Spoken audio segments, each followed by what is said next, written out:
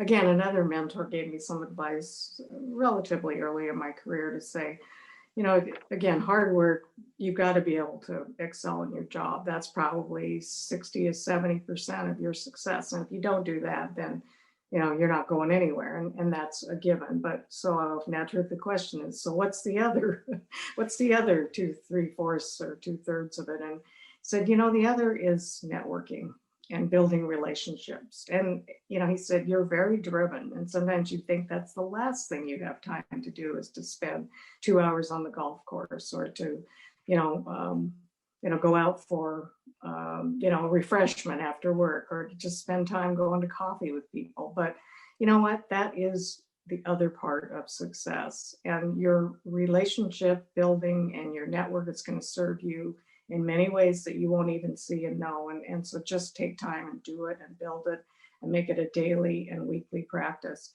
And it was such good advice because I'm one of those, I'm such a, goal oriented. Okay, I got this thing to do. I need to do it. And oh, by the way, somebody wants to take an hour out and go to coffee, really? But I realized that is part of my job, and that always has been part of my job. So whenever I'm new to a community or new to an organization, it's the first thing I do. When I went to the Seattle Foundation, I took every board member, 27 of them, out to lunch or dinner and really just sat with them and asked them questions. Every staff member. I mean, all part of it was it's not about for a goal. It's to build the relationship and understand what makes people tick and to be of service. So what I always tell other people is don't build your network because it's about you. Build your network because you want to build a relationship, but it's reciprocal. How can I help you? I always end by how can I help you? So one quick anecdote, if I could tell it, is about the Bill Gates senior story. If I could, just tell that story because it was part of building my network that I, again, took a risk and I didn't think, it would ever pan out for me.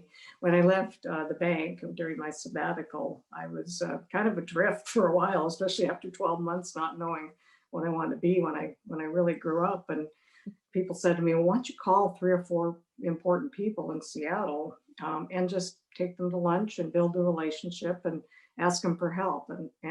And somebody said, why don't you call Bill Gates Sr.? Bill, obviously the founder of Microsoft's father, who was a very important person in his own right. I said, Bill Gates Sr., and just call him, just take him to coffee. So I called him and I said, Bill, I know we've met a couple of times. You don't really know me, but it's Phyllis Campbell. I'm in between jobs right now, and you pretty much know everybody in town. And would you have time for me to come out to your office, maybe 15 minutes just to spend and have me ask you a few questions? He said, 15 minutes, Phyllis, let's go to lunch. I'm taking you to lunch, my treat. I about dropped the phone. But I mean, the point is he just exhibited that such gracious, right, behavior on the other end of, to him, building a relationship was important.